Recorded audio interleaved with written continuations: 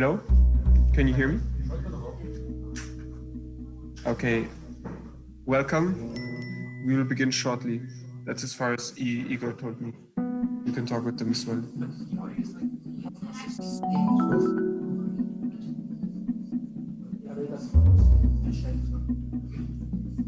Guys, we are waiting for Boris Marte, the guy from the Erste Foundation, to join us. He's on his way. So we might have a slight delay. I don't know if he's going to be here on time, but he's obviously not here. So we are completely ready and just waiting for him to start.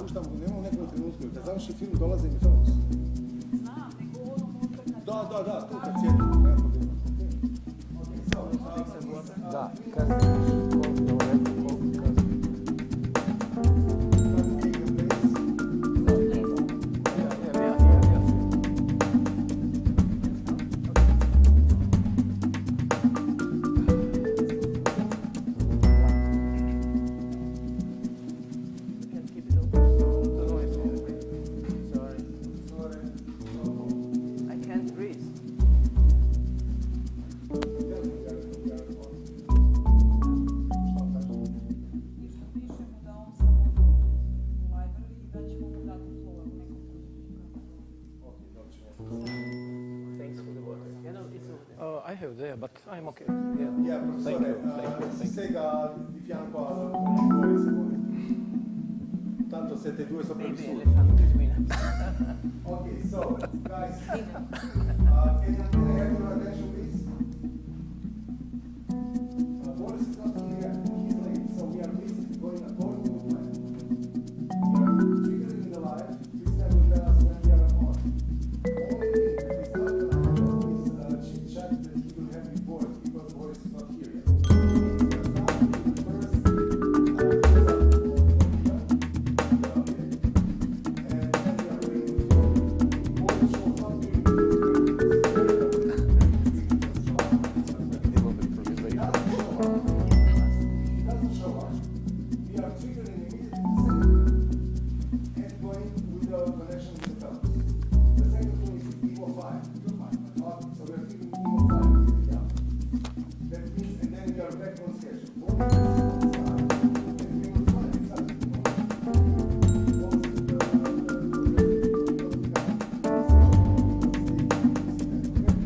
Possibly end with him the whole thing.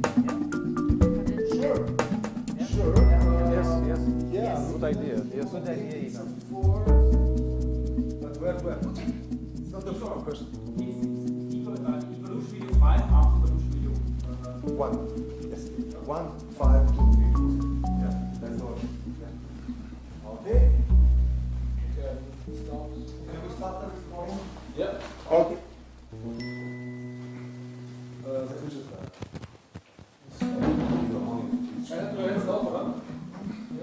Silence, please. Okay. Camera starts recording. And did you say to the fellows that we are live? That we are going live now. Can they hear me? Yes, I will tell them. Okay. Whatever you say.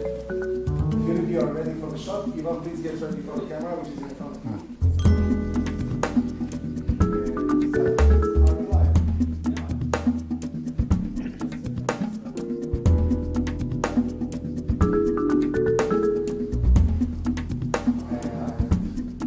Camera 1. Camera 1, please. Camera 3, sorry.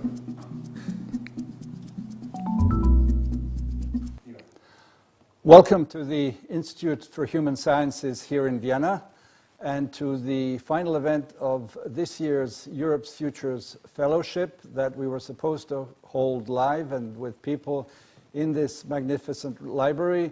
As everyone, we are virtual, but we'll be also half physical because we have some of our fellows here. My name is Ivan Vejvoda, and I'm a permanent fellow, and I head the Europe's Futures Fellowship, which is a project that is in strategic cooperation with the Erste Stiftung here in Vienna. And I'd like you to see how this all started.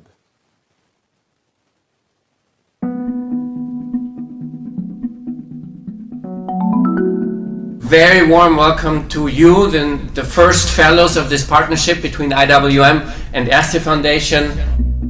We started this discussion with Ivan about 1.5 years ago, and finally we came to the conclusion that the best thing that our both institutions can do is to give freedom and an opportunity to people whom we believe in, that they can make a difference if they come up with their perspectives and their solutions and their ideas, how we can further develop this continent. So the past couple of years have been soul-searching years about the politics of the country that I come from. I'm by far the oldest fellow. I'm even older than Andreas. I'm delighted and privileged to be part of this program. I'm very thankful to the Erste Foundation. I am going to study and research and write about the future. I'm actually the Balkans correspondent of The Economist, and I have been for some time. We want to influence the debate on Europe, to give very concrete policy proposals.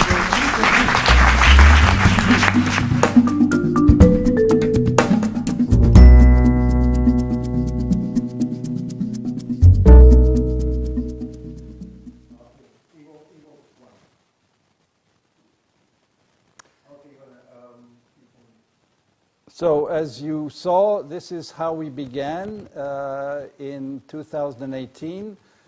As you saw, we had a first group of fellows that you heard from. This is the ending of this second year. We're planning a third year as well. And the subtitle of our project, Europe's Futures, is Ideas for Action. We find ourselves at the intersection of academia and policy. We want to be impactful, and all the fellows that have been with us have been people who, in their own right, have their day jobs at a variety of institutions, and we cover the whole of Europe, north and south, east and west, and we're very proud to have that balance of the different regions and parts of this wonderful continent that we live in.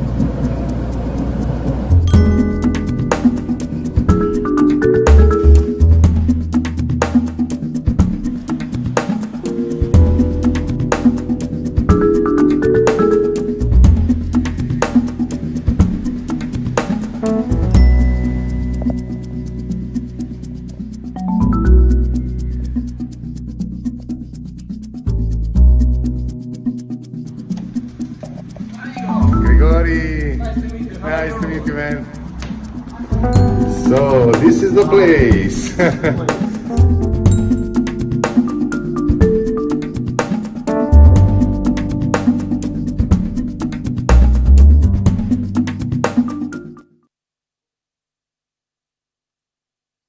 As you see, there are 4 of us here physically in Vienna, but from different parts of the continent, and you will soon meet the other fellows who could not be here physically but are with us thanks to this wonderful contraption called Zoom that we have all become acquainted with in these past months that we were actually hit by a virus that we will be talking about in a variety of ways.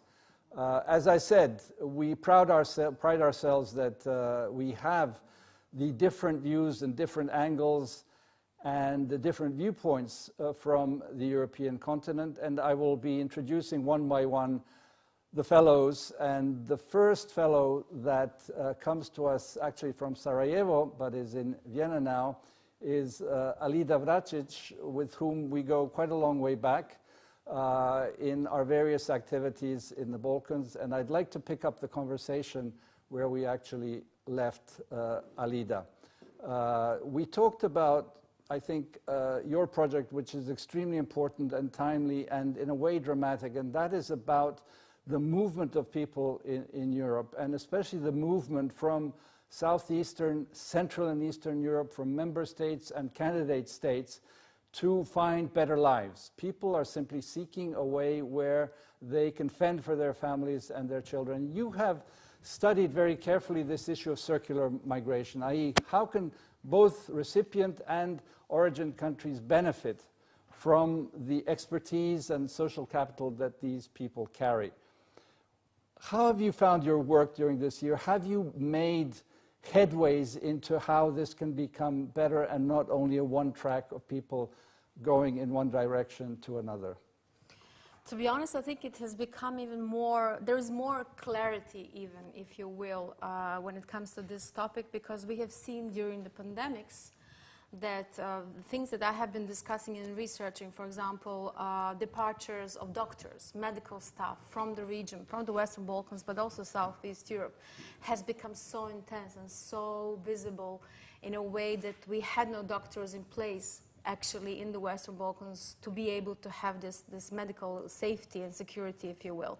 At the same time, it clarified that circular migration is exactly what we need in terms of policies, very direct way of how to make these benefits in a way portable. So if you work somewhere and if you live somewhere else, you can still find yourself in between the countries and basically enjoy the benefits of one and contribute to the other one. I think the diaspora that we're discussing in the Western Balkans is 6 million strong. This is a conservative assessment. Imagine the strength these people could have, being able to commute and being able to sort of bring, technological advances into the region, and at the same time, basically having a possibility of exposure and working everywhere else. You and I are examples of this circular migration because you are from Sarajevo but are living here. You go backwards and forwards, as I do, working here, go back to my hometown, Belgrade. Absolutely. Is that anything that, how many such examples do you see out there? I think we see quite few, and between two of us we have discussed some concrete examples of our friends. And I mean, I've been commuting from the region and back and forth for education, for different purposes. I think it's absolutely, it makes perfect sense, because it would be an illusion to think that you can keep people in one place. People are talented, they're young, they want this exposure, they want to travel, they want to see something. And they should be even, in my view, encouraged to do so. But they should be offered some sort of environment to anchor themselves back if they're willing to. My perception is that the question of immigration is only, being portrayed one-dimensionally, and it's not, because there are so many good things about it. There are so many benefits that we haven't even started discussing, and this is the aim, I guess, of what I want to do in my research. So, as I said, the subtitle of this project is Ideas for Action.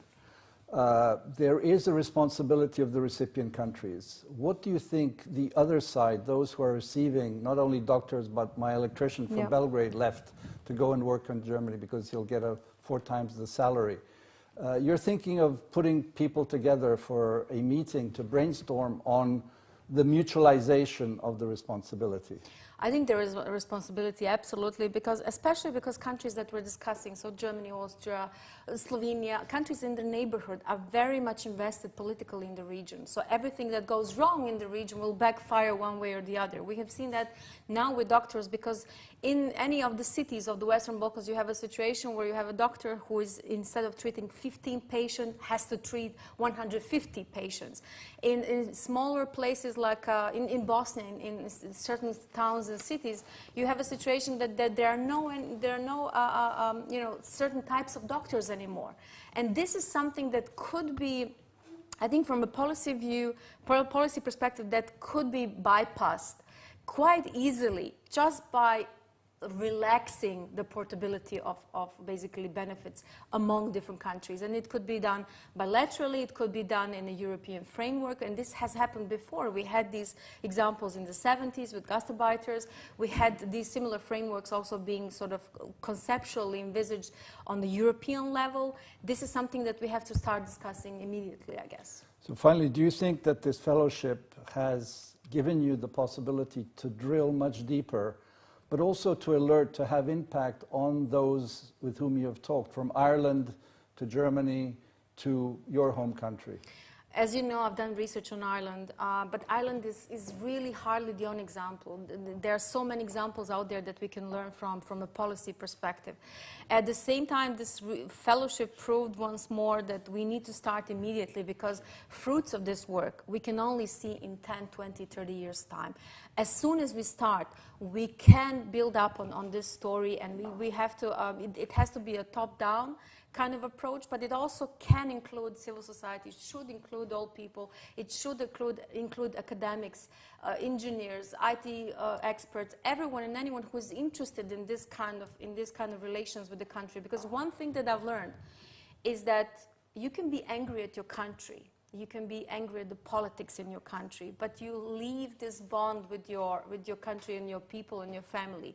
I mean, just by judging by the level of remittances, one can conclude so. So it absolutely leaves a space that is being, at the moment, not filled in with enough policies.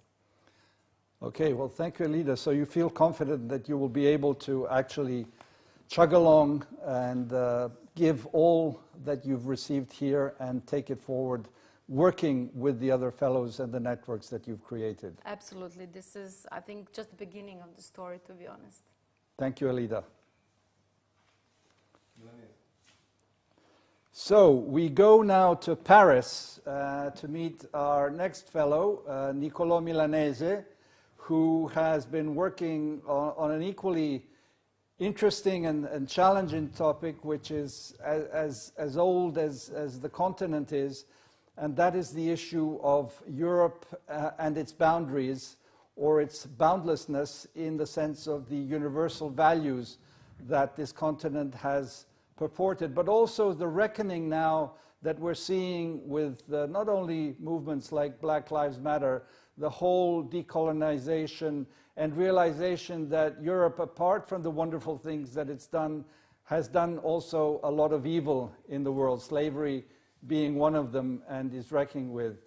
Niccolo, tell us in a few words, sitting where you are, and with the immediate sort of reflection on current events, on the broader issues. France just had a second round of local elections where the Greens had a very great success, and we know that climate is a boundless issue. It's without borders.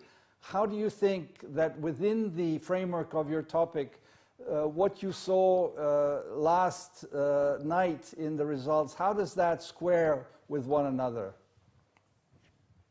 Thanks for this question, and hello from Paris. As you said, when I started the research, I was interested in Europe's boundaries, or its lack of boundaries, and this geopolitical turn in European affairs with the new Commission.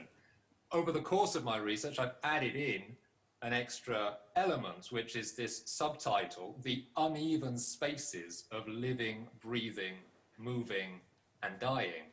And if I reflect on the election results yesterday in France, three things come to my mind which relate to this subtitle.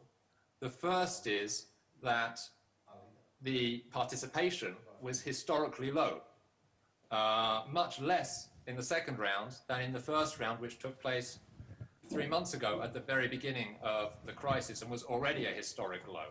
Now, who didn't go and vote? I suspect, there's no figures on this yet, but I suspect it was people who are afraid of catching the virus. And we know that that affects some people more than others. And so there is an uneven participation. And our democratic systems, at least in France, haven't thought about how to deal with that uneven condition of access. So that's the first reflection. And I fear that the results that we've seen and this green wave is very much related to the fact that perhaps an older part of the population didn't go and vote. Second consideration is that the Green Party has a credibility on a couple of subjects which are directly related with the spaces that we live in and have become big themes these last months. Housing and people having access to decent housing, precarious work, and perhaps thirdly, the quality of the food that we eat and the circular economy around that. These are all themes that the Greens had a credibility on, particularly with the younger population, and relate all of them to space. And the third reflection is more to do with time and its relationship with space. I think the Green Party was able to make an argument about our past and certain traditional knowledges and traditional ways of, for example, farming or dealing with climatic risk like climate fire, and our future, and to translate lessons from the past into a project for the future. So they had a kind of reading of European time and space, which made them convincing this time around. What I find fascinating with your project, Niccolo, is the fact that as you tackle boundaries and borders, we have seen eminently with the coronavirus that boundaries can be set within the narrowest of our spaces, in our homes, in our neighborhoods, in our cities. And I think the example of people being fearful of going out to vote is an incredible political boundary itself, let alone changing the boundaries of the classical party setups that we have had in European countries for the past decades since World War II. Where are you taking this theme as you develop it further, Niccolo? Well, I think to underline what you said, the interest with this topic is that at once it is highly personal, and the corona crisis has brought that out. It's about each of us individually and the spaces and areas we feel like we can access or that we're allowed to access. But it's also global. It's our connection with people who may be very far away, but if they get ill very soon, our world could change as well. Because of conditions in another country, maybe our geopolitical relationships change. So the European Union is discussing today which countries to allow people to fly to Europe from. China is potentially on the list of the allowed countries. The United States is not on the list of allowed countries. That's potentially a big change. So the interest is to make this relationship between our individual personal experience and the changing world around us. And that is where I think the European Union has always had a great difficulty explaining why it's relevant to individuals and why it affects their everyday lives. And this experience of the corona crisis in particular has made us all think about the way we individually are related to a whole. And it opens an opportunity for a kind of new narrative of the European Union to really show how it's anchored in our everyday experience and the changes in that. And that's why it's important. Okay, finally, and very briefly, one sentence answer, Niccolo. We are Europe's Futures Fellowship. Where do you see, from your vantage point, the future of this continent? across the Mediterranean. And I think that the relationship more generally with Africa and with Europe's former colonies, as you underlined, is an absolutely essential relationship. And the European Union hasn't begun to think through all the historical, energy, and future-related aspects of that relationship. I would fully agree with you on that. Thank you very much, Niccolo. And we'll go now to see two films with Niccolo and Alida and Niccolo.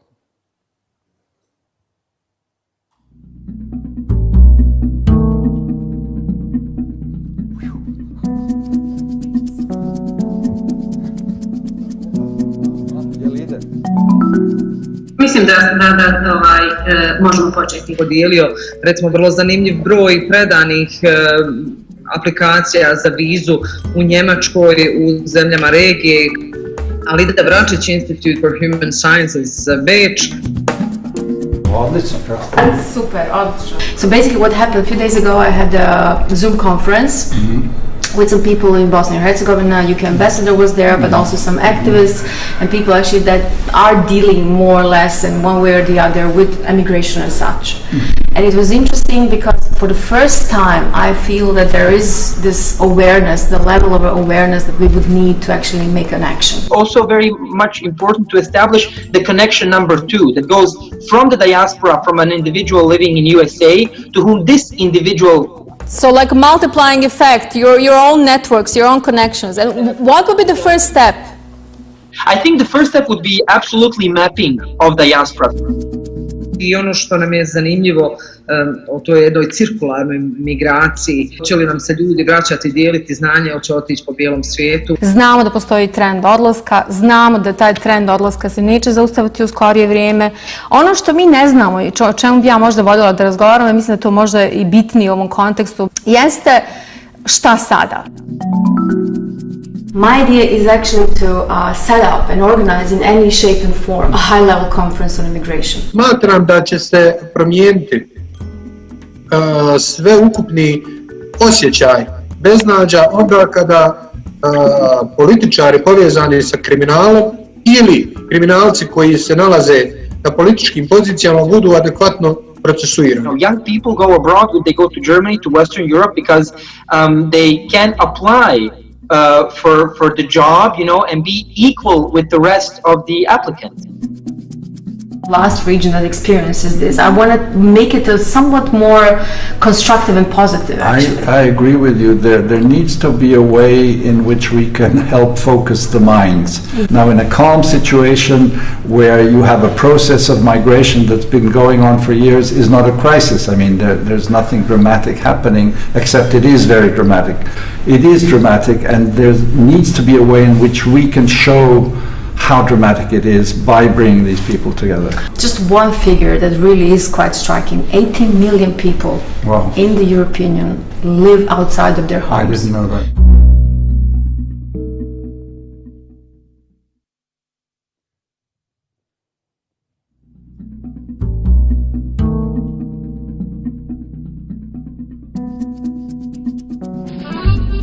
Europe's political geography is famously uncertain and contested. The luxury and burden of being the only continent to have given itself its own name is that its borders are undefined, and European history as a whole, both internally and externally, can be narrated as an infamous series of actions claiming, rejecting, defending or dividing lands, routes, cultures, names and symbols, which all potentially can be associated with it. To tell such a history, we would certainly need at least two narrators, a European and a non-European, if only it were possible to identify a priori who is who. Riven through with this inescapable history, acting in Europe's name always risks taking sides, but also risks the apparent fragility of irresolvable internal contradictions, the presence of apostates, renegades and rebels in the ranks. Is there some way of thinking territory beyond these military metaphors? Just as the European institutions were beginning to address themselves to this transforming world, the corona crisis accelerated, exacerbated and undermined some of its underlying trends. If it's still too early in the crisis to fully chart this new landscape, some key features can be seen. the virus itself, its extraordinary contagiousness and speed of transmission across the planet, and its direct attack on the interface between our bodies and our environment as we breathe, operates a profound transformation of our phenomenological experience of space. Quite aside from the physical distancing, isolation and masking that populations have temporarily endured, our representation of our space has come under exacerbated tension. On the one hand, the intensification of our international connections, aware as we are that a flare-up in one part of the world amongst them over there may quickly have its consequences for us here. Our ceaseless comparisons about the intimate details of everyday life in other countries. How often are they allowed outside? With who? For how long do children go to school? On the other hand, our preoccupation with our personal spaces, keeping our hands clean, disinfected, our alertness to the smallest signs of possible illness, our intensified relations with our most intimate personal connections, and a prolonged meditation on our own mortality.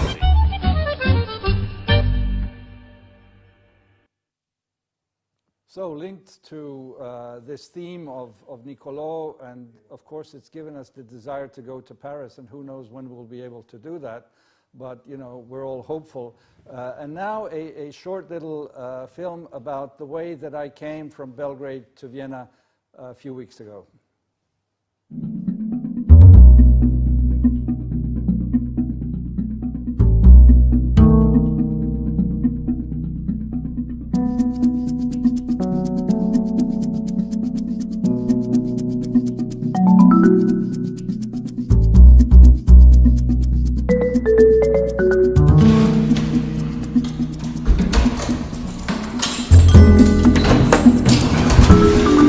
Is the 8th of June. We are traveling from Belgrade home to Vienna home, and it's been 3 months plus many days that we have been here.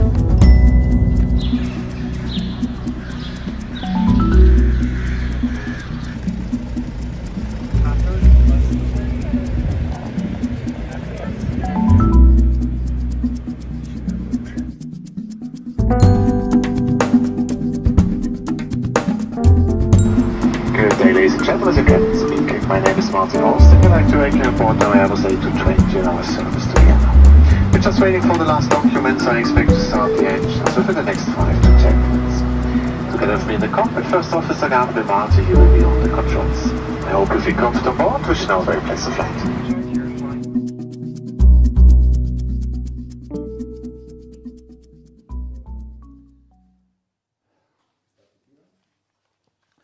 We'll now meet and talk with our next fellow, Professor Bernd Marin, who's here from Vienna, our Viennese Austrian fellow, on an important topic. He has a huge experience, and the fact that he's dealt with one of the big European and not only European issues, how do we fend for those who are going out of work and into retirement, a huge complex of social questions. If I dare say, here on this panel of 4, there are 3 gray-headed gentlemen, and that means that we're talking about aging and the fact, how do societies like ours actually deal with this issue where we are of a certain age, to put it respectively, and yet we feel that we still have a lot of energy and feel younger than we actually are. I guess I can speak for the 3 of us, given how active we are. The 4 of us. The 4. No. Bernd, tell us a bit, from what angle are you approaching this big European issue of the future? Well, when I listened to your exchange with Alida and Niccolo, what immediately came to my mind was the collateral effects of what we see to happen on, for instance, the health system. You mentioned this immigration of medical doctors. I recall that as I'm living in Italy part of the year, I have very close friends there, and they, of course, when called upon to volunteer in my age or so, were turned down because they are part of the risk population and shouldn't volunteer. And so, but at the same time, they called for retired people to come back and to help in the hospitals, old age homes, and so on and so on. Except that they meant the very young pre-retired people in their late 50s, early 60s, and not people at the later stage in their life. When we think of, say, that in Bergamo, in Brescia, or in Lombardy, 20% of the medical staff was actually infected, and 10% of those who were infected actually died. They really ran a tremendous risk, but the risk was also kind of to, instead of being able to heal and to help, they were risking their own lives and at the same time involuntarily killing the patients of old age homes and so on, because what happened was that people paid the old age homes €150 a day to keep people with asymptomatic or infections which have not been very dramatic to stay there, because it was so much cheaper, quote unquote, as maintaining them in the hospital would have costed many times the amount. So this, of course, made the medical personnel, instead of healers, killers, quote unquote, because they were super spreaders, massively infecting the patients who have been exposed. You see this links to, for instance, the migration issue. And of course, there's this whole debate about, where actually, how did the virus come from Wuhan to Italy, and from Italy to Austria, and from Austria to the rest of Europe. This is an absolutely crucial topic, the migration and circular To put migration. it a bit dramatically to you, Bernd, are we an aging and disappearing continent, or is there hope that this aging continent can actually fend for itself? And is then migration needed from other places? Of course, migration is needed because it is a collective rejuvenation. It produces the miracle that while at the same time each of us is living ever longer, so longevity is increasing between 179 and 101 days a year in Austria, up to 167 days a year in Turkey. This is while living, we are gaining so much additional lifetime during our lives. So this, of course, is fantastic. Immigration from third countries helps to rejuvenate this continent collectively. So if there are, in the near future, for instance, 100 million instead of just a generation ago, 20 million Turkish people, this, of course, helps to rejuvenate the continent from a social and demographic point of view. And yeah. So do you think those who are opposing immigration from a variety of member states, I think we all know who they are and no need to mention them, are they wrong in trying to push back or looking for immigration from other parts of the world? Well, there are alternatives. The alternative would be to work endlessly. And that's the same people who, on a populist waves refuse to extend the active working life. While, over the last 1 or 2 generations, we gained more than a decade in additional lifetime.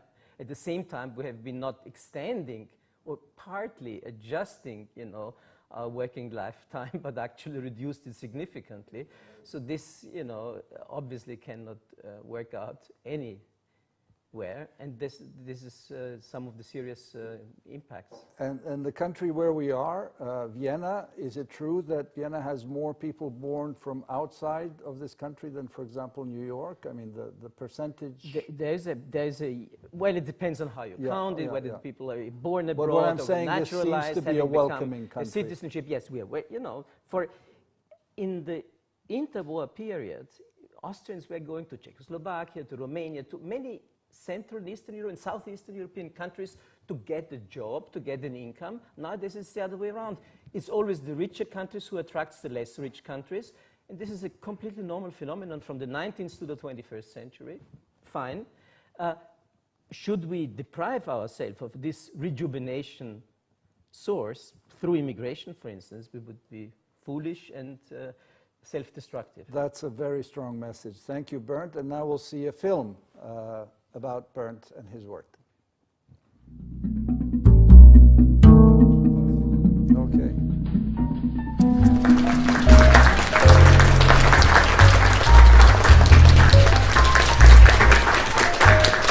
Hi.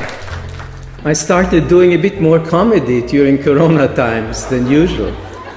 Thus, not having bought a Harley Davidson in Varoufakis' age, already in my 50s, might actually have significantly increased my survival chances so far, because driving fast is the #1 killer for men.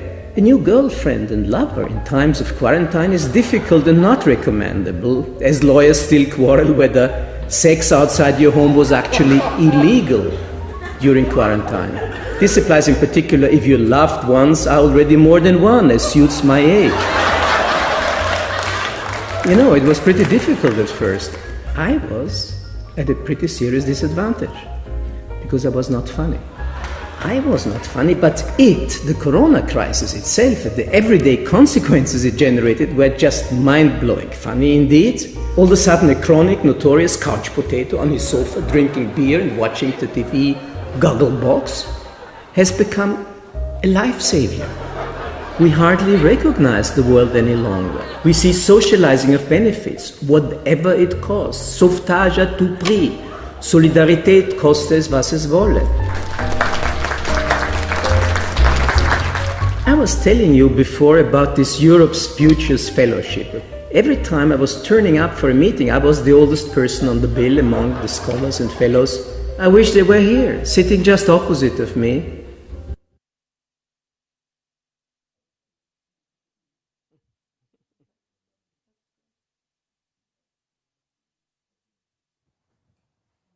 So I could tell them this. Nicole, Péter, Alida, Leszek, Isabelle, and Niccolo.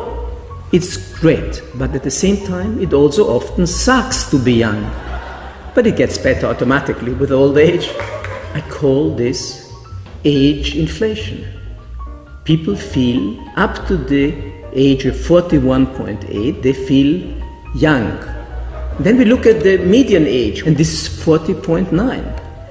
Which by implication means that the majority of the old continents feels young. Most people have a very good sense of their true biological age. And so many people in their early 50s feel like in their late 30s, not just women. And let me tell you one gender-sensitive thing. Men are dying of corona much more than women. In neighboring Italy, for instance, it is 71% us men. And statistics? Well, the statistics is generous to the male survivors. By implication, the marriage market, if we ever needed it because we remarry as rare birds, only 5% widowers survive their spouses, gets ever more attractive for the ever fewer surviving men. Up to, at a certain age, 1 man to 12 women in our late 80s upwards. And this mind-boggling proportion is looking even sweeter when you know that many of these women are probably feeling 20 years younger than they and you actually are. And actually, when you ask people about how much younger they feel, in all this very sophisticated analysis, in the end, people are asked, how healthy or unhealthy you feel you are on a scale 1 to 10 or whatever, and this is by far the best predictor. So you just ask the patient instead of the doctor. You know?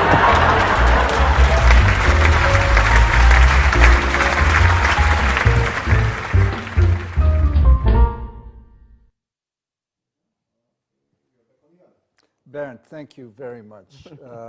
I know that it took a lot of effort.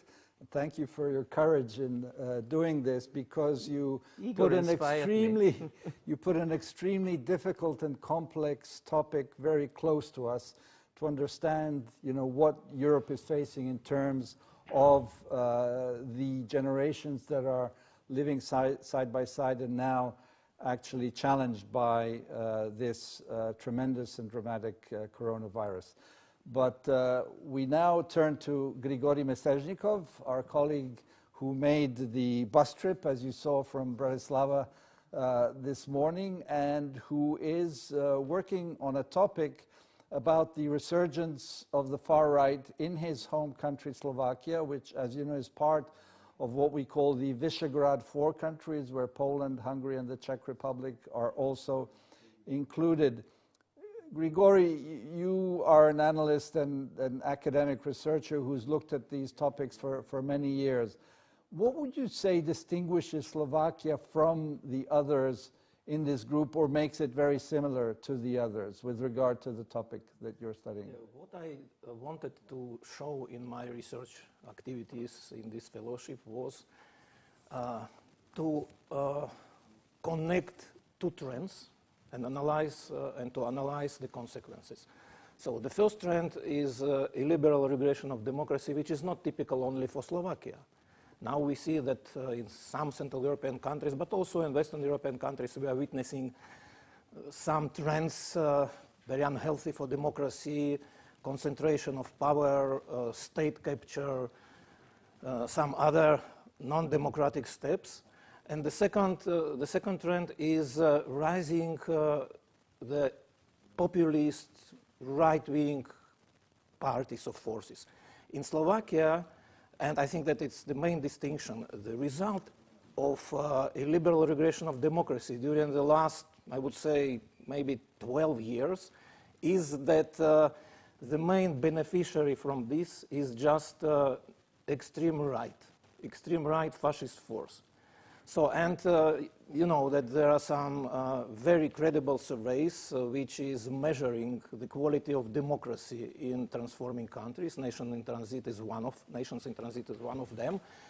And we see how the rise of extreme right forces is correlating with the regression of democracy. So in Slovakia, 2 times the party which is in parliament succeeded to be elected to parliament after the rule of national populist parties, which really during their governance were causing the worsening of democracy, the worsening of quality of democracy.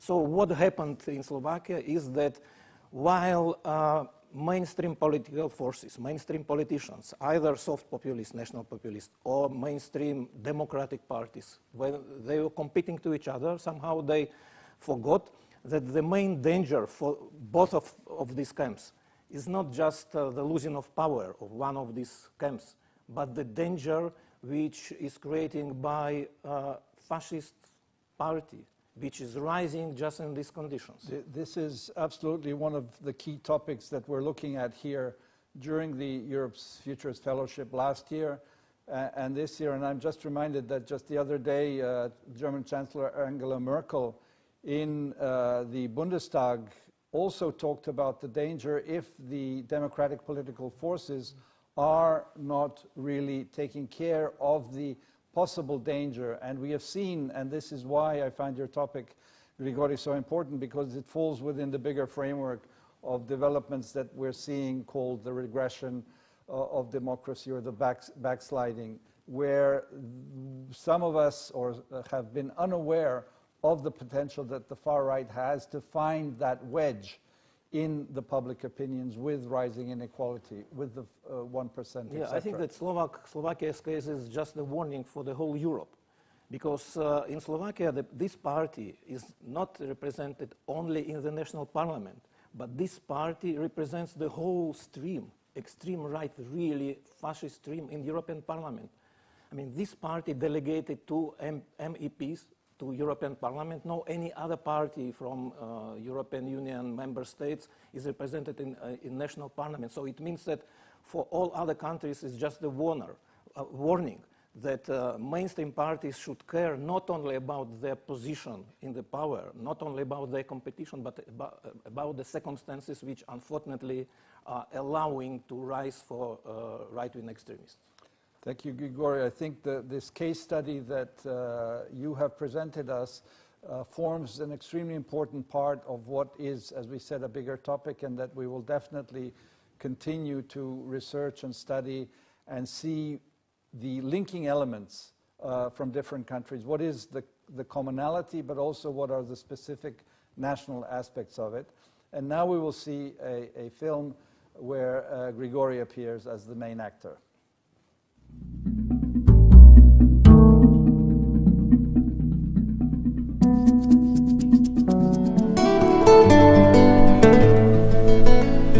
Grigorij! Grigorij! I'm here. Oh! Hi! Igor, Dino! Hello, how are you? Hi. Yeah, please. Very nice. What can I offer you? Tea or coffee or? Coffee, please. I'll put this to have like a visual link to Corona times. My mask is here. Look, it's a gift of my daughter. I use this. Can you put it for me? Rolling Stones mask. What should we do the interview about? It's about right-wing extremism and about how the general circumstances, the democratic society, liberal democratic regime, we are members of European Union, and in such favorable conditions for democracy, somehow suddenly, not suddenly for me but for many people, suddenly we found out that there are people who are against democracy, and it's not only that they're against democracy and they somehow have to force themselves to live with democracy. No, I think that they have plans with democracy, how to first worsen democracy and at the end to remove democracy. Is IWM experience the fellowship, even if it's truncated because of this corona, is representing something special? Is it special because of corona? Already in October I started to feel this kind of missing something. And during the quarantine, during this corona crisis, I mean, all events which Institute prepared, they were suspended. My last trip to other countries was participation in the conference in North Macedonia. So I returned from Skopje through Vienna to Bratislava March 10th. I have received maybe a week later mail from one of the organizers, and she asked me to report my state of health. Sorry, you was mentioning Skopje. Yes. Isn't that thing that you went also with Bernd Marin? Yes, yes. And with Ivan Vojevoda? Yes, yes. Because and it's exactly after that what happened. Yes, yes. Ivan got ill. Ivan, really? Wow, I didn't know this. He got corona. Well, but was he infected by this corona? He was in hospital for a month. It was he had COVID. But again, the working presumption is not that that he was ill in Skopje, because no one else. Only Ivan. So all things considered, he was lucky. I mean,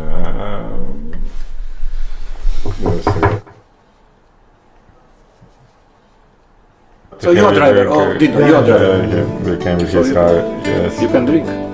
Maybe we can start to drink now here, because I have here wine. Can we? Yeah, sure. Okay. Yes. Okay. We have French. Oh. Can be? Very fancy. Just.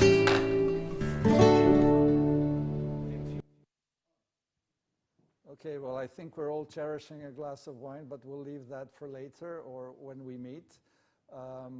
So we are back to Zoom now, and to our fellows who are virtually with us from the other wonderful places in Europe. And what we will first do is see a film with our fellow Péter Krekó, whom I'll introduce after the film.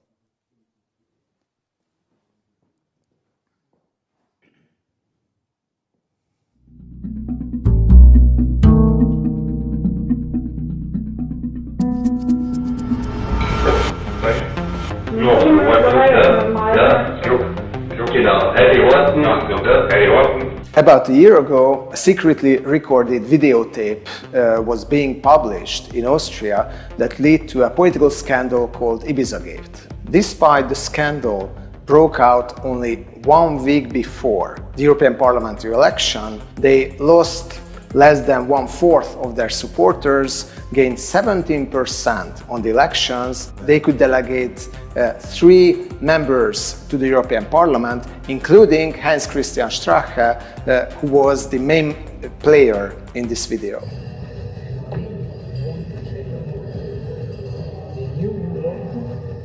Last summer, an audio tape was published on which Gianluca Savoini met with 3 Russian businessmen. On this meeting, they discussed how the far-right Lega Party could be illegally financed through corrupt energy deals, and the popularity of the Lega Party did not decrease at all as a result of this story. Russian money played some role in the Brexit campaign as well. It did not lead to the disappearance of Nigel Farage from the British political scene, just the very opposite. On the 2019 European Parliament elections, Brexit Party, his party, came first. Why voters does not care about sometimes illegal, sometimes just amoral interference of malign superpowers into their elections?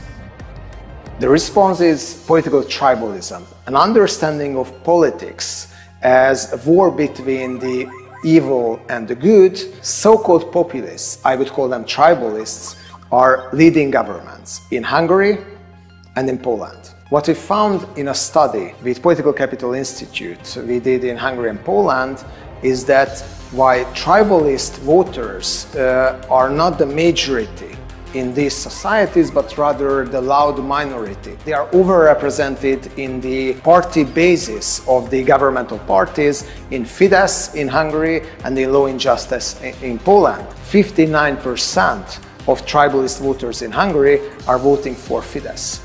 Tribalist leaders want us not to communicate with people who have a different opinion. They just want to label them. What we can do on our own is to fight against tribalism in investing more in our personal relationships, engage into conversations in which we try to go beyond party lines and try to go beyond identity categories. Personal connections that go beyond identity lines can destroy the malevolent effects of tribalism. Péter, welcome once again to our session here at the library at the Institute for Human Sciences. As you saw, Péter Krekó is a fellow with us from Budapest, Hungary, and he's been working on a theme that is very similar and interconnected with the one that we heard previously with Grigorij Mesežnikov, certain differences in nomenclature about the phenomenon. Péter, you encompassed everything from the US to the east and backwards, including Italy with Matteo Salvini. How would you describe today's situation? Are you seeing a strengthening of this phenomenon, or with the various things that have happened in the past year or so, have you seen a pushback against this? Clearly, a lot depends on what we colloquially call fake news, misinformation. But I would also like to ask you a question. How much do you see the socio-economic, the fact that people experience greater inequality, feeding into the phenomenon you're describing?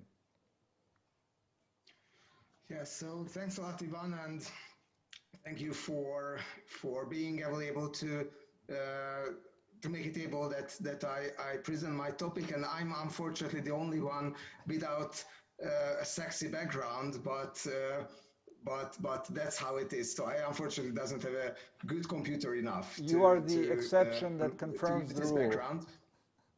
And so let me start with a personal story. It happened to me in 2016, and I think it brings us closer to what happens in the United States these days. So it happened to me that just right after the presidential elections in 2016, a friend of mine at Rutgers University invited me, and I went to New Jersey to meet him. And when the taxi driver picked me up on the airport, we started discussing, and it turned out that even if he was an immigrant from Portugal, a guy of around, let's say, 60 years old, he was a Trump voter. And we had a quite nice discussion, and I think I understood a lot about his motivations. And I told this story to my professor friend at Rutgers, and he told me that come on, you should have asked for another taxi. Sorry for this uncomfortable experience. And I just wanted to tell him the very opposite, that it was nice to talk to this guy. And if we take a look at what is happening in the United States these days around the Black Lives Matter movement, and I think the extremes around numerical politics and history politics and remembrance politics, then I think we can easily conclude that this is the result of people of different opinions simply do not communicating to each other. And I would say this is already a success of tribalist politicians, because tribalist politicians want us to listen to them as our primary source of information and do not engage too much in horizontal connections. So I do think that tribalism is on the rise, not only in the Anglo-Saxon world, not only in Central Eastern Europe, but in the whole Western world. And the stakes are pretty high because tribalism can eat up democracy. Tribalism can destroy the very fundamentals of our liberal systems. And just linking back to Grigorij again, Hungary and Poland are clearly in one sort of batch of countries. Do you see a difference with what is happening in Slovakia and the Czech Republic when we talk about Visegrad 4 from where you are sitting?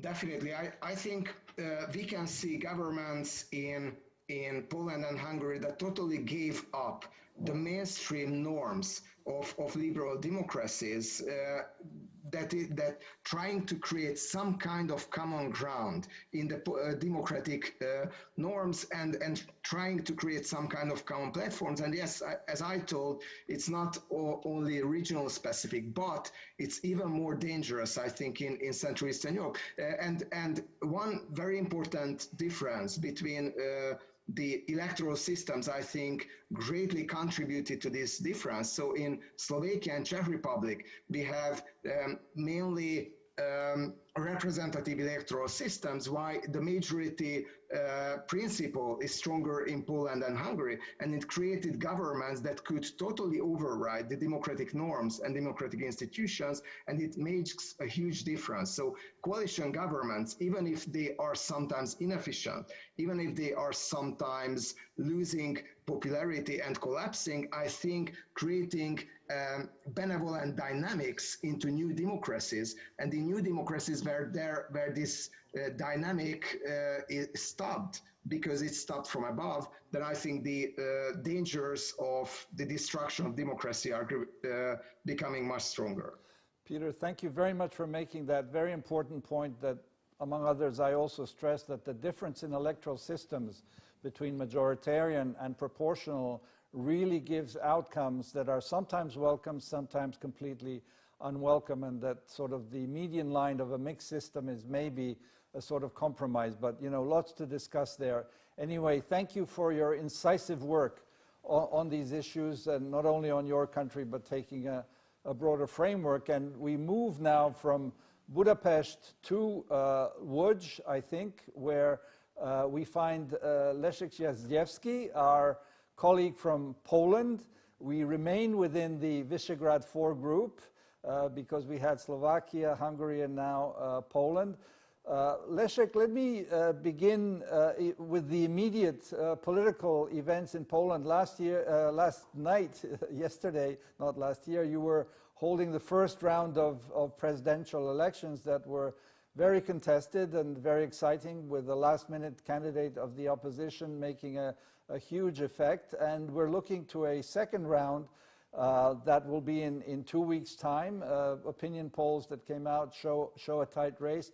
Why don't we start with how you see within this Visegrad 4, a bit like we said with Grigorij and Peter, how you see the situation in your country regarding these questions of tribalism or the far right or populism. Right, thanks a lot, Ivan, and it's been a great pleasure to be with you today, even though we are separated by, well, connected and separated by technology at the same time. And congratulations on making this happen, this meeting at the library, which reminds me of so much time I spent over the with the books that's inspired me. And yes, it's been really the end of the 2-year basically election years in Poland. So we are going to have the second round in 2 weeks. Well, to give you a broader picture, it seems to me that unfortunately, even now, it seems that the populist nationalists are much better in understanding the ways in which the politics of today really works. So they've been efficient to mobilize people around issues that seem central to them, and national identity among those, and also social issues. And at the same time, I feel that for the first time we see some hope. So there is the way to inspire also for the opposition candidate. It's been for the first time in the last 5 years. There's been so much enthusiasm for his candidature, even though it was, as you Ivan rightly said, it's been a blitzkrieg. It's been just 2 months. However, I'm a cautious pessimist. So I'm afraid that even in the midterm, in the long term, I believe that we are much better suited than Hungary to regain our liberal democracy, because it's not really liberal democracy at the time. In the short term, I'm afraid that still the populist candidate, current president, would win. But this is not inevitable in the longer term. I take you now more specifically to your project within the Europe's Futures Fellowship, and say that some of us know that you run and organize this event in your hometown of Łódź called not Hunger Games but Liberty Games. How do the two mesh in your life and your intellectual analytic work? Well, that's interesting personal feeling. You know, it's I actually had this event at the time of my fellowship here, and in Vienna, and I think this juggling different balls, you know, between trying to make an influence on the real life and at the same time trying to go deeply into the ideas. This is well, you can say complementary in a way of the nature of what I do. One of the reasons I was so happy to be at IWM is that I didn't feel that this is a purely intellectual endeavor. Of course, it was crucial, and I'm actually lucky to have time to go into those books that usually I just buy, you know, and now you didn't have to buy them; they were all standing around you, in the room, because I believe that the politics that doesn't really go deep enough, you know, that doesn't really grasp the nature of things. Like, I'm afraid that we are going on some kind of autopilot mode for a time. I don't say we all. I can say us liberals or mainstream in Poland, or to some extent maybe Central Eastern Europe.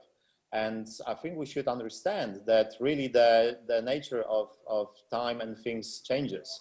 The nature of politics changes. That you know, we don't realize that we are living in different times, such as you know, linear narrative that we believed was true for a long time, from the end of the history, from the fall of Berlin Wall. And it seems that we now moving into more circular time, where history comes back, returns to us, and faces us with some great challenges. And so we should go deep enough to understand what we're looking at. And on the other hand, we should not just lay still and discuss on the comfortable couch.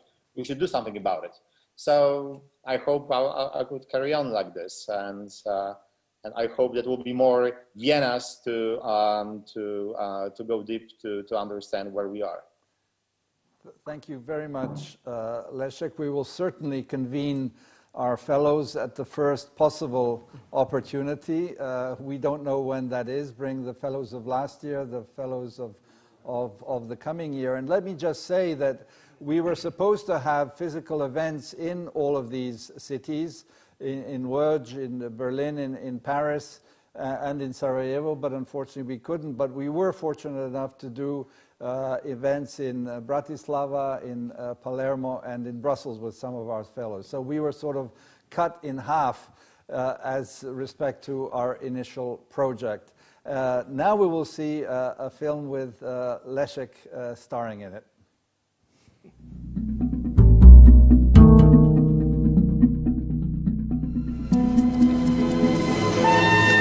Jeden dołączy.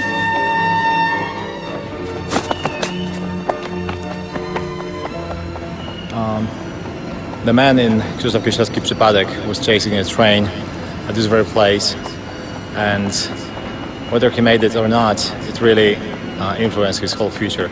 Central Eastern Europe also embarked on some kind of journey 30 years ago, and our journey begins here. So, Metro Haria?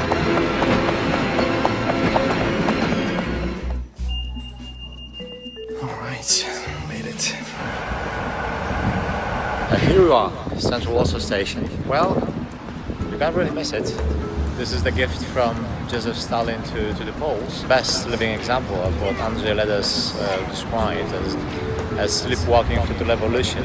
The end of the West, as a real or perceived phenomenon, is one of the reasons for the recent populist success across the world. So I'm on my way to the first presidential debate.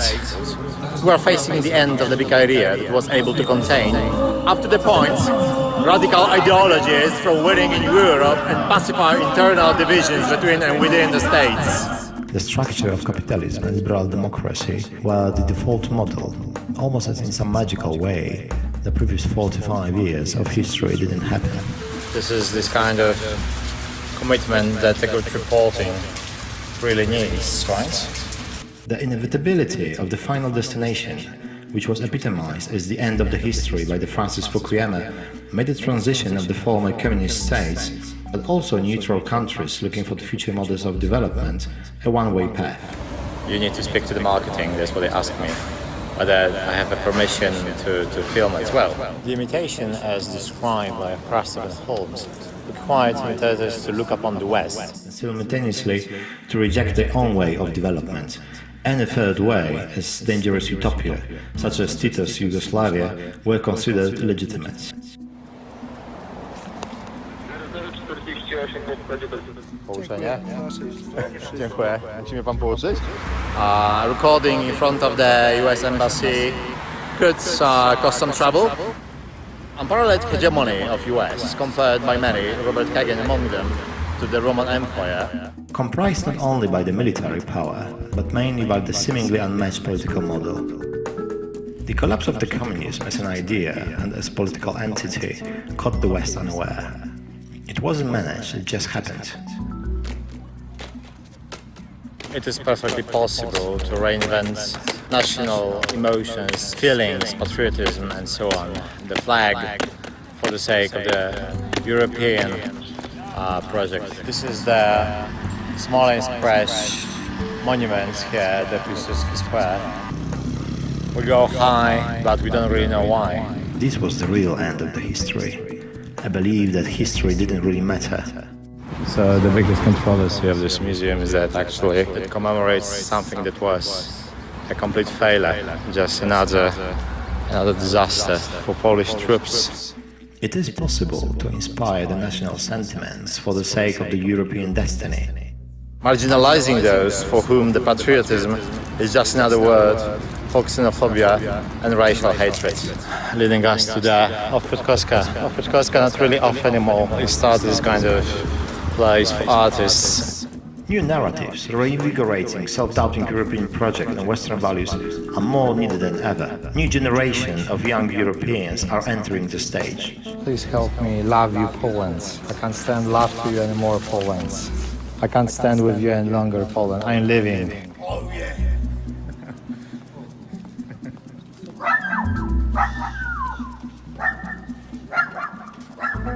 I think there is only that much to say that the history would never abandon us in a way, and that we are always bound to be confronted with, in a way, reinventing it, because this is what we are telling to ourselves.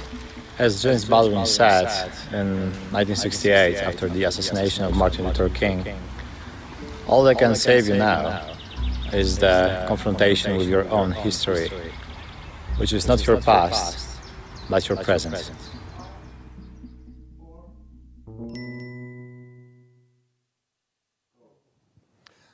Thank you to Leszek also for his film, for his messages, and the reminder that we need to remember each time that we need to be confronting our past, however present our daily life is. And there were some wonderful street scenes from today's Warsaw as Leszek traveled, but we see that the worst of the past, the evil, can return. That is something that I unfortunately had to learn, as did Alida, who was younger then, that your country can disappear in front of you, and it can also happen in the most violent of ways possible. And European history, if no other, is there to remind us that these things are possible even in what we call democratic and civilized countries with great culture. So thank you, Leszek, and we will now go to a evolution movie to see how things have evolved.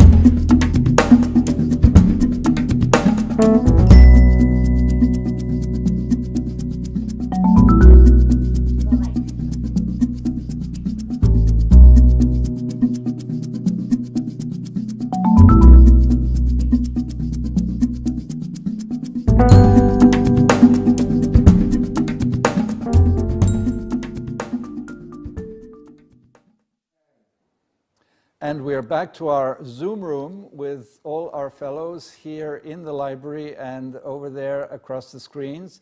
And we go to Isabelle Ioannides, who is in Brussels and doing a variety of most interesting things.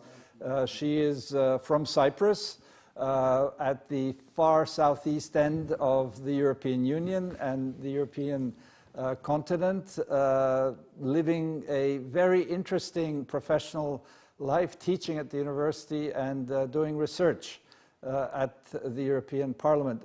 Isabelle is focused on a topic that we see as one of our three key topics, and that's the question of the enlargement of the European Union to the Western Balkans, that has had a rocky ride since the famous Thessaloniki summit in 2003 in Greece, when the promise was made that these countries would join once they met all the criteria. Hi, Isabelle, and give us a sense and flavor of where you see things now in terms of the challenges that lie ahead of bringing in what I call this last part of core geographic Europe into the Union. Hi, Ivan. Hi, everyone. So lovely to see you all. Well, I think listening to Leszek and Péter and Grigorij, I can say that things are difficult for the Balkans also because things are difficult for us inside the EU. So I'm quite obsessed with the idea of selling an EU that really upholds its values as we have promised the region and as we promise in our foreign policy. And when our credibility inside is questioned so much, it's difficult to make such a project believable outside. And I think that the coronavirus, this crisis that we're all living, can be as much a challenge as an opportunity. The challenge, I guess, will be that we're now trying to negotiate a budget, and EU enlargement is clearly something that will cost a lot of money if we want to do it properly, if we want to make the necessary reforms to make this project effective. But also because there are so many challenges internally today, I am worried that this project will again find itself on the back burner. But on a more positive point of view, I think that we can learn a lot also from this crisis that is very transferable. And if we can see that we're so close in the end with China, then how much closer are we to the Western Balkans, really, which are just a stone throw away?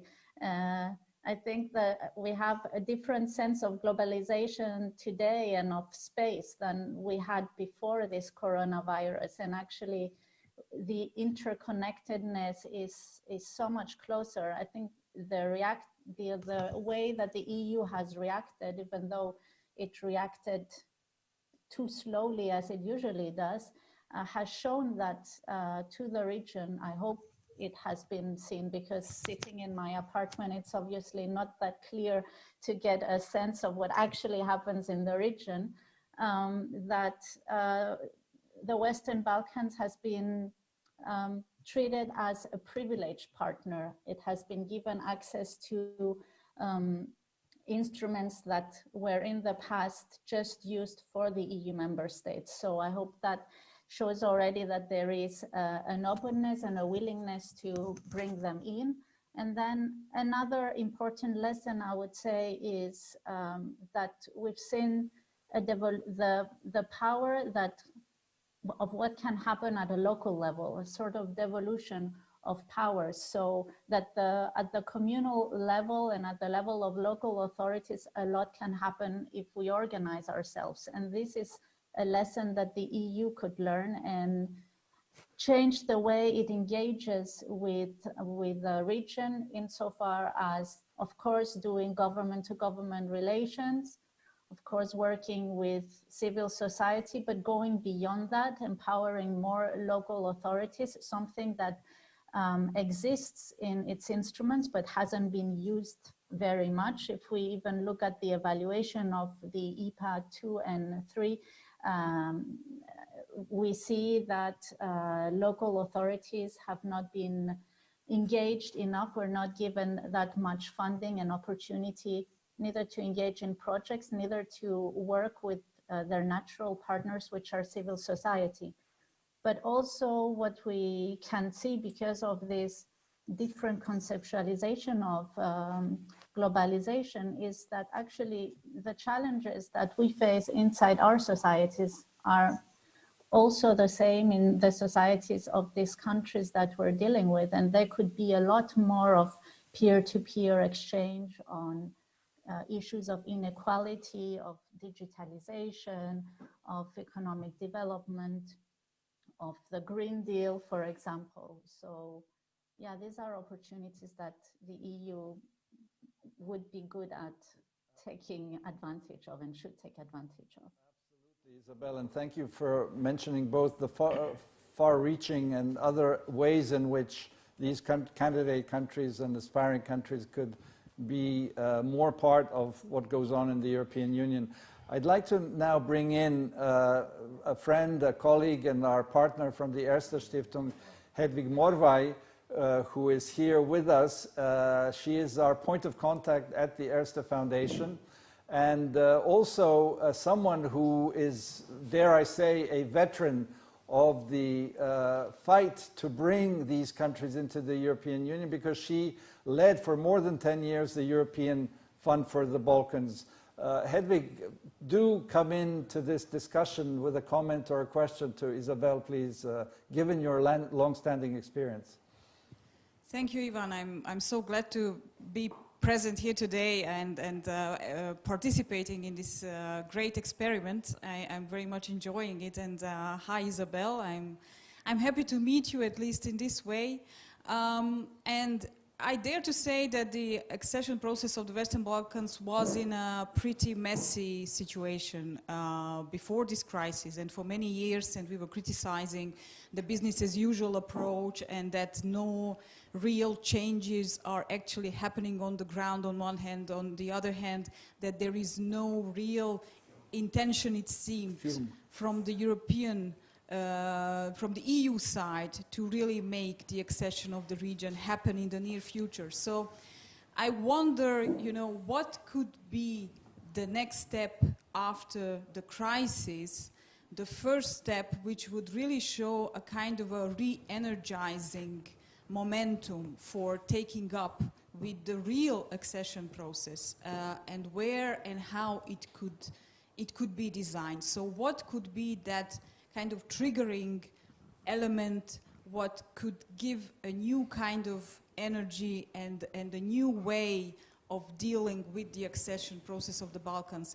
Of course, dealing with the real reform processes in the Balkans, which would then lead to accession to the EU at one point. And I would not go into the discussion now about how the EU will look like and what the future of the EU is and how enlargement in general should look like, because that would broaden our discussion very much.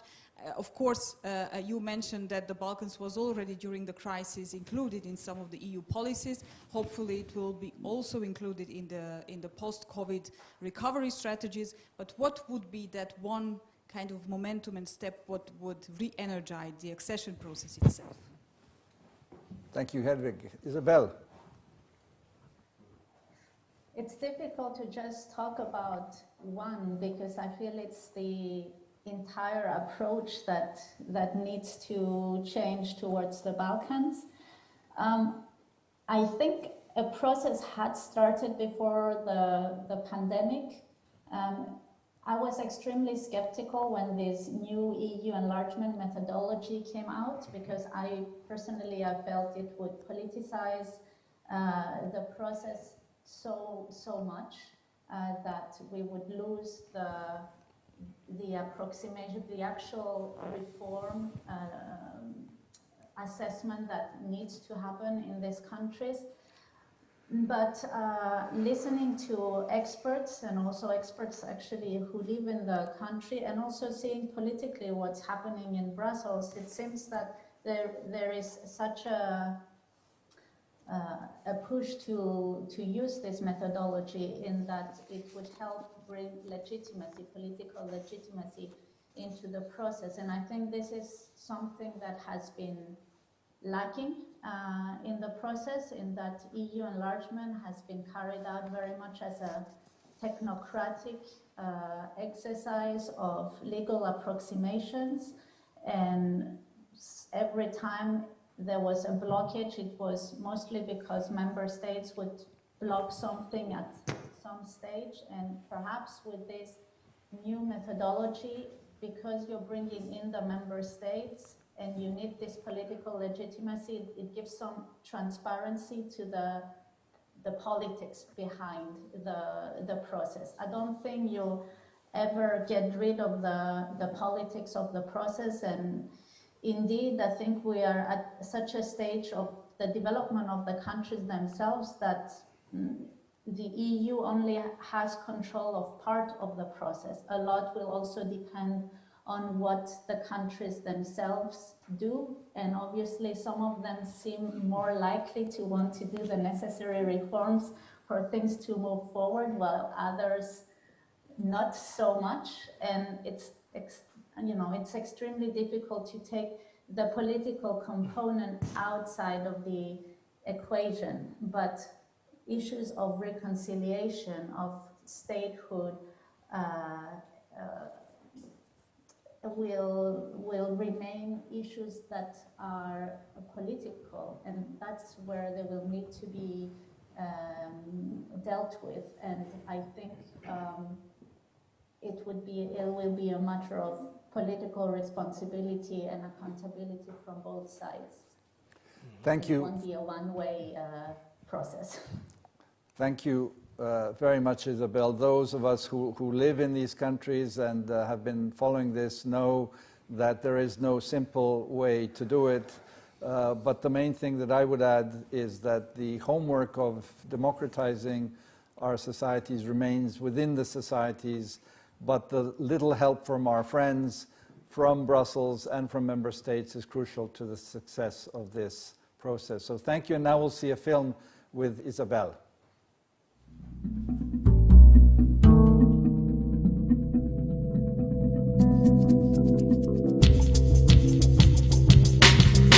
So basically I look at the nature of the EU.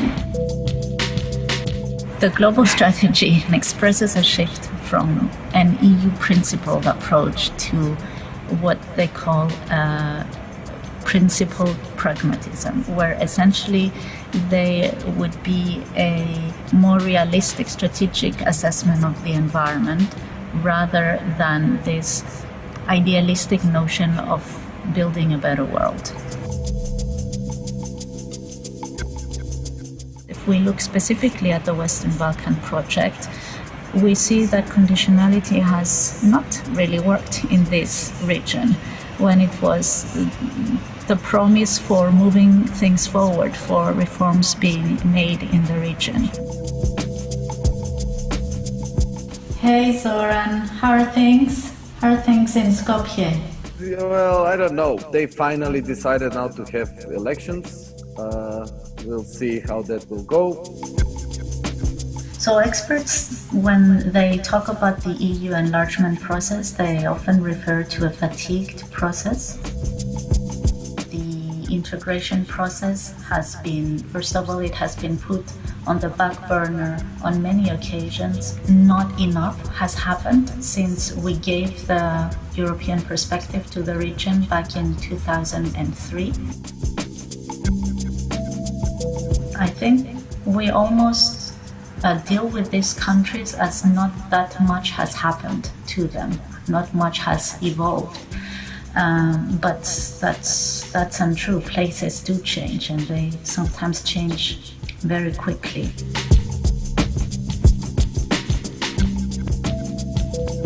Actually, this kind of reminds me of my own personal experience in Cyprus. And most characteristically, I remember coming back from kindergarten and in the afternoon playing with the goats that a shepherd would bring into the field next to my house.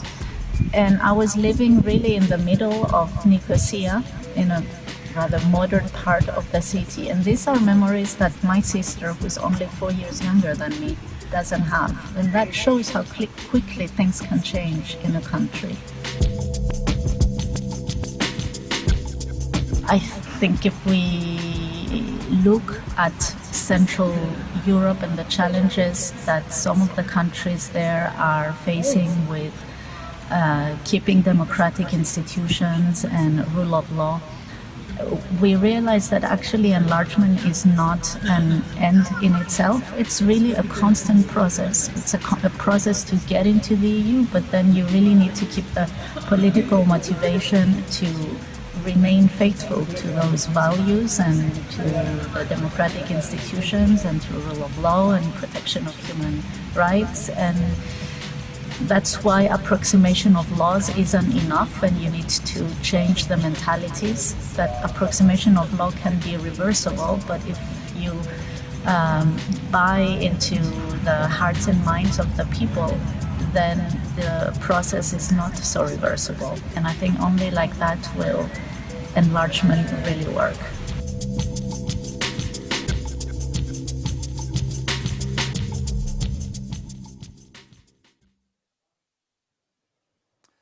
Okay, and last but not least, we go to our fellow in Berlin, Nicole Koenig, who is the Deputy Director of the Jacques Delors Institute in Berlin and also now part of the Hertie School of Governance. Nicole, welcome.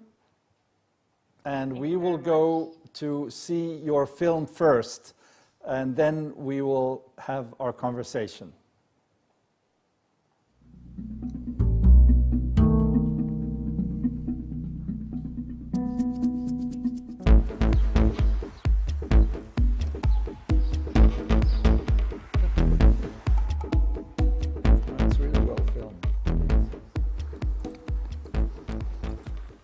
Hi, Nicole. Hi. I'm Josh. For the interview for IWM. Are you filming already, or? Yeah, I was filming the building a little bit. You do what you need to do. Okay. I just have to attend this this online meeting. Giving a conference.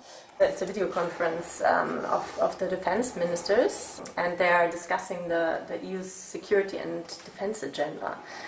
And I've been working on that, and hopefully they will make an important decision today. But I can't really connect at the moment. With defense and security, with this area, no? So what's going on with it? Well, actually, quite a lot has been going on in this area. It's interesting because one of the fields where actually in EU integration where most has happened, or a lot of reforms have happened since 2016. So we had the Ukraine conflict, there was this feeling that war is back on the European continent, then there was the Syrian conflict, and then there was this feeling, is Donald Trump going to withdraw the US from NATO?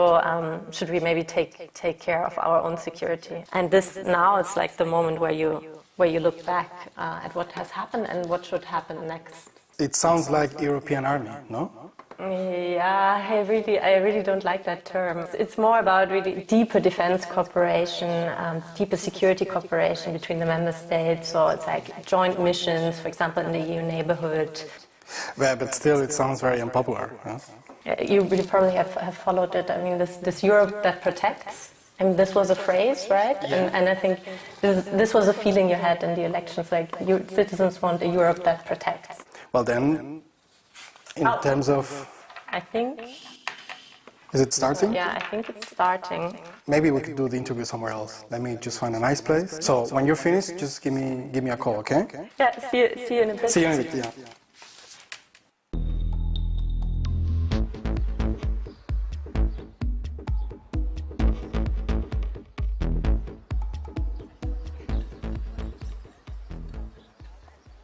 Hi.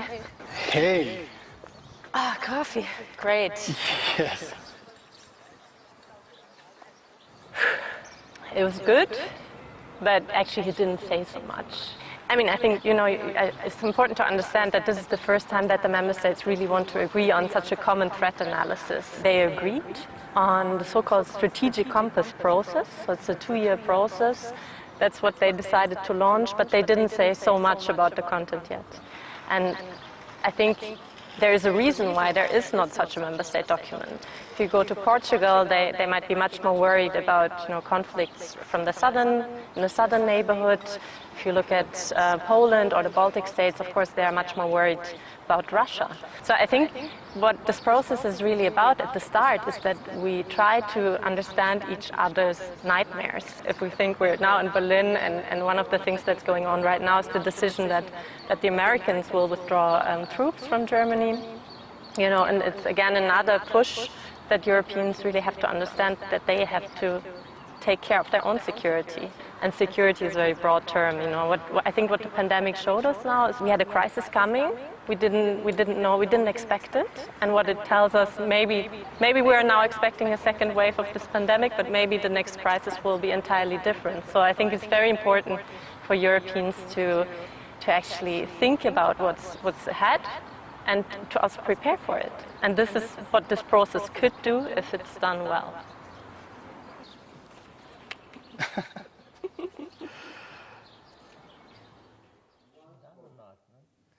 Hello, Nicole, once again.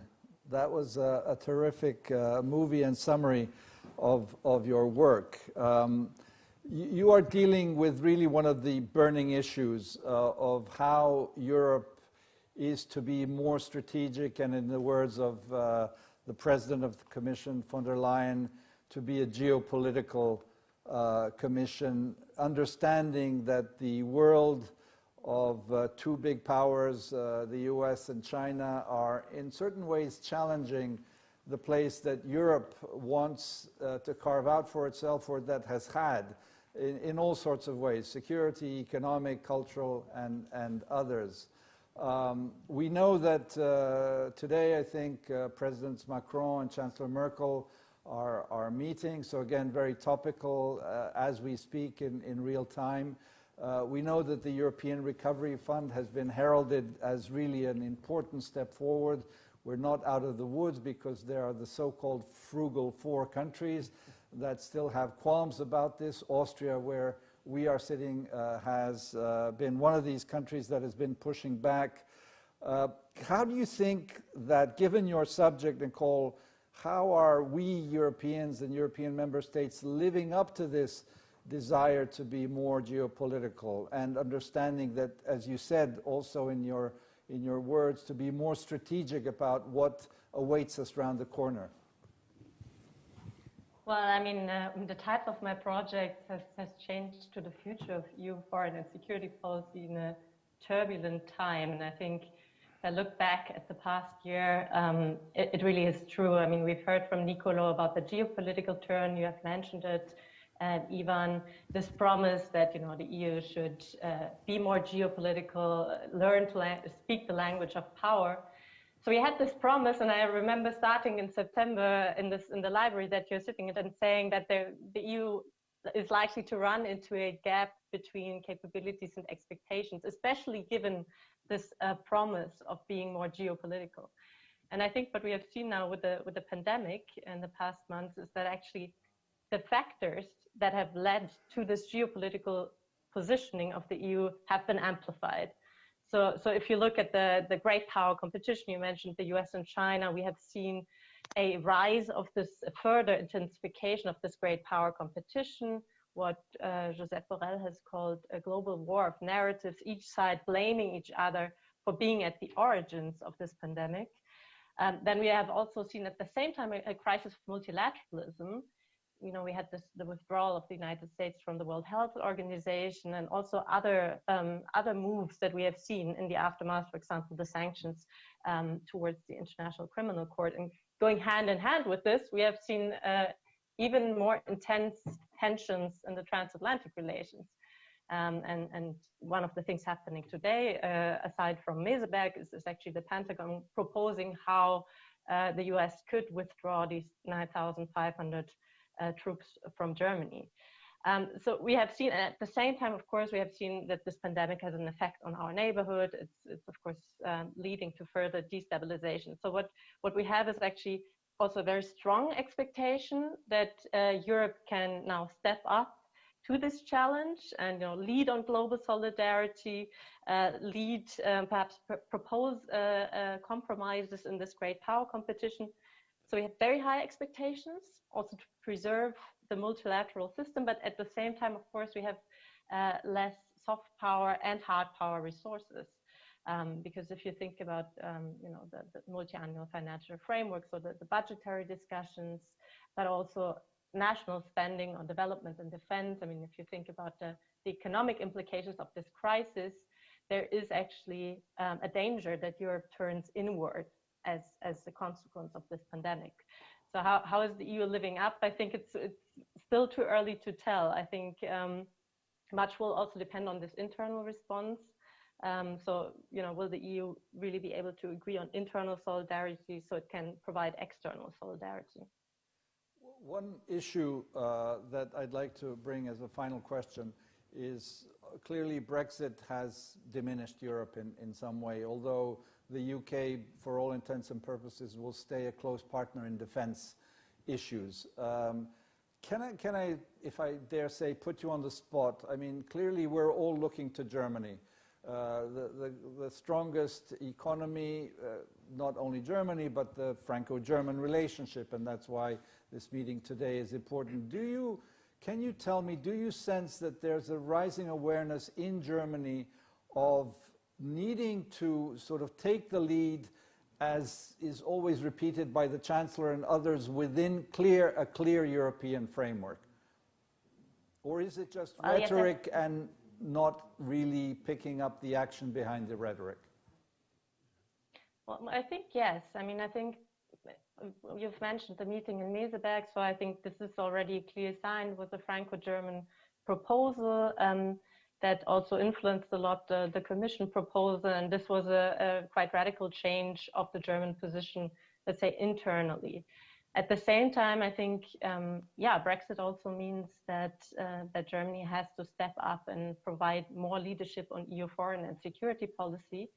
And that's why this initiative that I mentioned in the video, the Strategic Compass, is an initiative that was prepared by the German presidency in the past 1.5 years. And it sounds a little bit boring, maybe a bit technical, but what it really is supposed to do is to tackle some of the key weaknesses of the EU's security and defense policy. So we should agree to a common threat analysis. We should then agree to common reactions to these threats. So to actually agree on common instruments. And Germany has been pushing quite a lot also on keeping up the collective resources for European defense provided through the EU budget. So I think there's a willingness to play a leading role. But still, I mean, again, what we see very much now is this feeling that Germany wants to build bridges, and I think this we will see whether it will succeed in that in the end. And of course, one of the questions regarding security and defense policy always in Germany is what happens if there is a big crisis in the future, and that there should be German leadership regarding this very sensitive question of security and defense. Will we actually see this leadership in the European framework? So this is still an open question. But I think there's a very strong awareness that you have to compensate for perhaps the political leadership gap that the UK leaves. Well, I'll take those words as reassuring from you.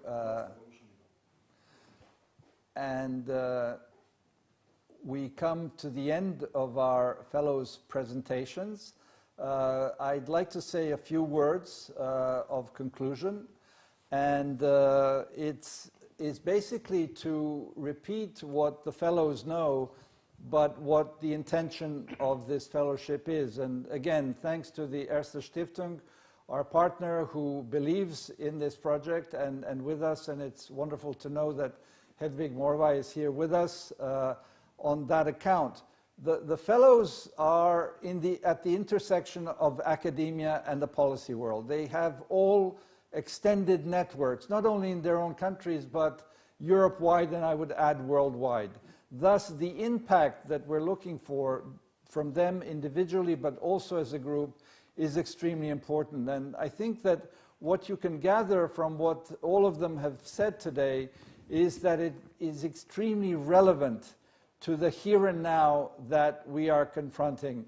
Europe is a Schicksalgemeinschaft, a community of destiny, which respects the differences, the unity in diversity, which is the cliche that everyone uses, but I think is deeply true in so many ways. We have our histories, we have our distinguished differences in our food, in our art, in our literature, and yet somehow this continent has breathed in good ways and very evil ways in the past. The fact that a European Union exists and is the most successful peace project that the world has seen says something about it, notwithstanding the challenges that we have, and this corona has put another huge test to all of us.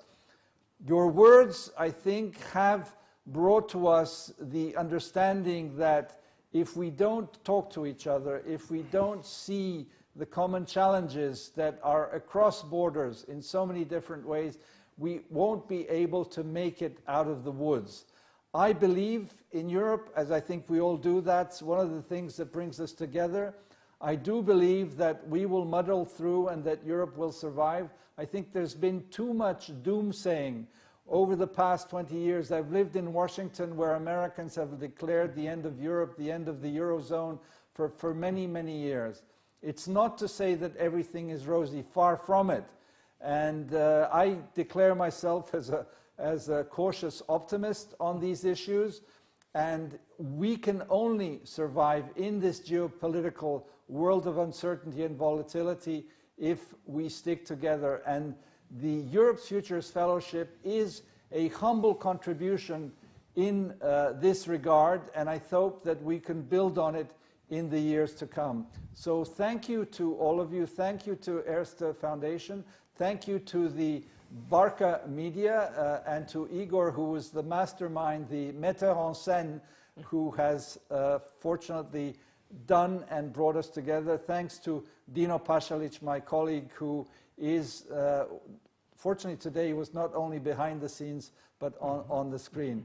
We'll meet you together, and hopefully you have a good end of the day and end of this month, and looking forward to some summer holidays, even if it's at home. Goodbye.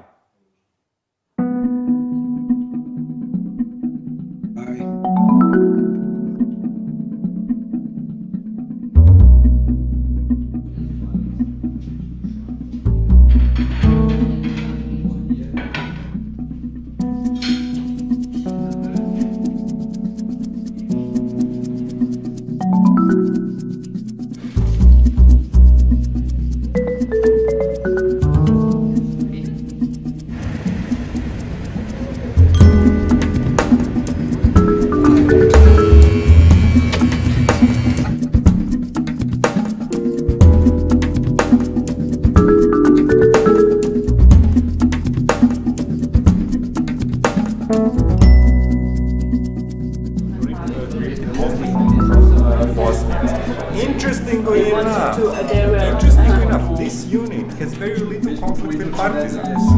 Danke schön. Soll ich dir noch eins geben? Die kleine. Ja. So. Melanzani mit Couscous. Kräutercouscous.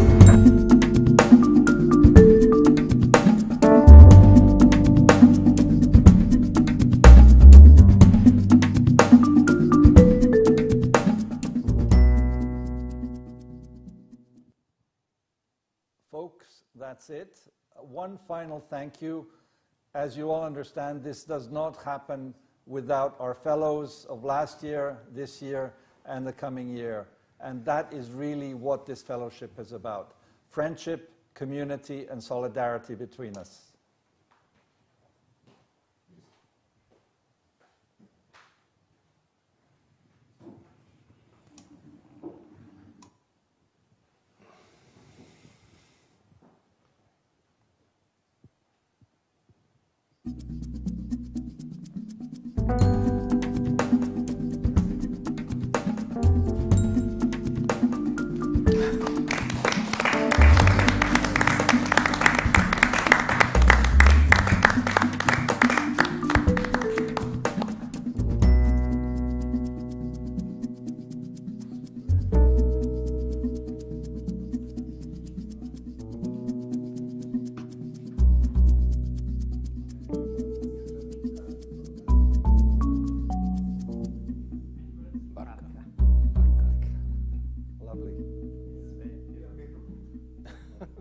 Lovely.